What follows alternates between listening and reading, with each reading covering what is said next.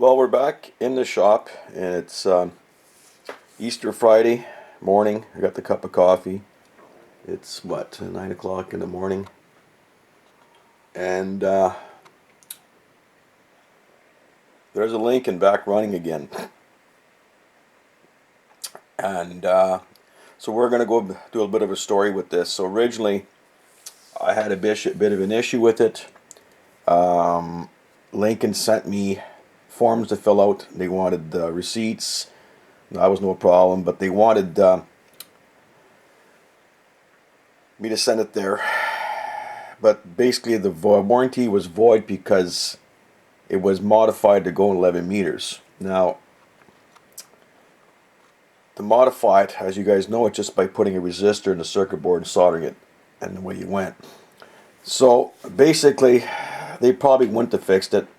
So I sent it to a guy in Ontario, A-R-Y, or A-Y-R, and called Laser Electronics.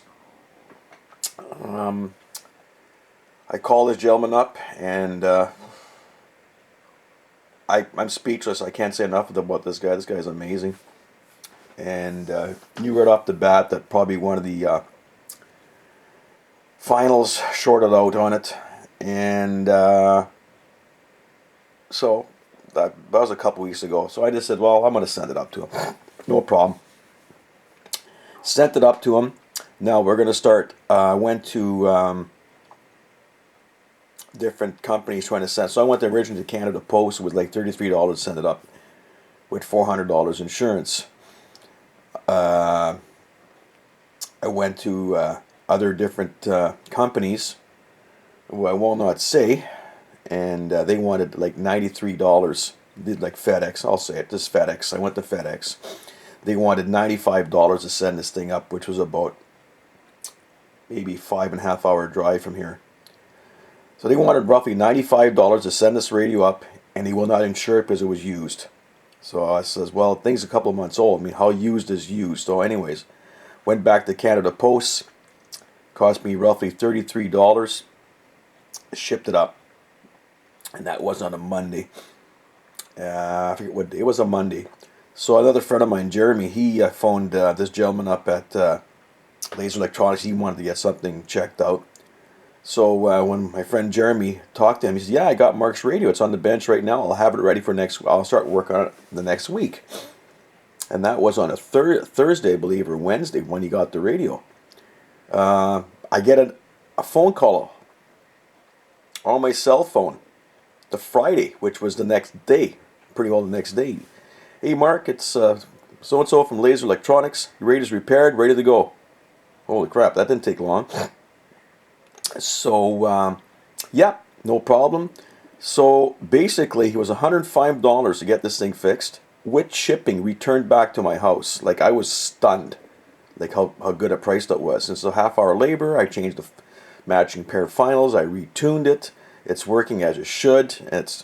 So, yeah, I'm really impressed. I got it working. I got it yesterday, actually, and it's working pretty good, actually. Yeah, it's working really good. We'll try something if I can get something. It's kind of early in the morning here, but it's pushing up, running barefoot here. 108 Ontario, Canada. 108 Ontario, Canada. Anybody copy? Yeah, the skip is coming in. But basically, I think what happened when this radio went, it was kind of my fault. So I had the power cranked all the way up.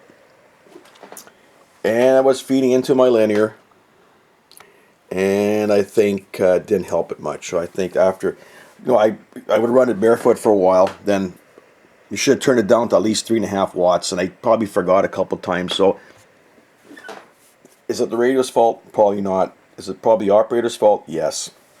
So I mean, it is what it is. It was a learning experience. So I think the moral of this video, there's two things we have to take consideration. When you're operating something, make sure you know what you're doing, because if you know what you're doing, you're going to end up blowing the radio up.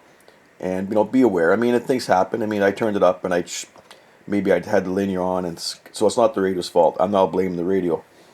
Second of all, I think the most important, there's a lot of people out there that scam people, but there is good people. There is good people that are actually fixing these things, that take pride in what they do, and they know what they're doing. They just, it's okay to send something up. I had another radio sent to Ottawa, and it took me 9 months to get the thing back.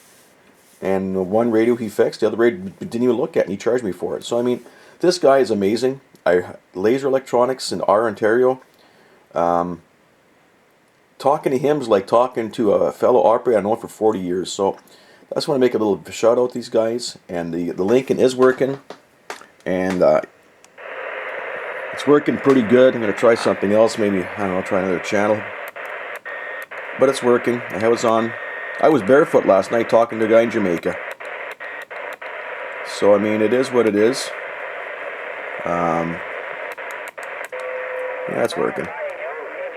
Oh, the old Rose Bowl. I'm going to try something. Go to channel 19 here. I'm going to try something. Go to AM.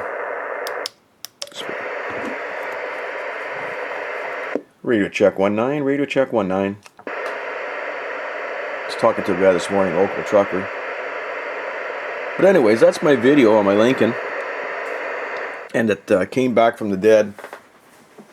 And really happy with it. Guy did an awesome job. So that's my little spew on that. Like I say, don't blame the radio. Sometimes you do some stupid things like I did. I think it's my fault. But anyway, it is what it is. And there is good people out there. There is good people, believe it or not. And I was really impressed with this guy. I will definitely deal with this guy again. Amazing. So I want to wish all my buddies out there in YouTube land happy Easter, and everybody be safe.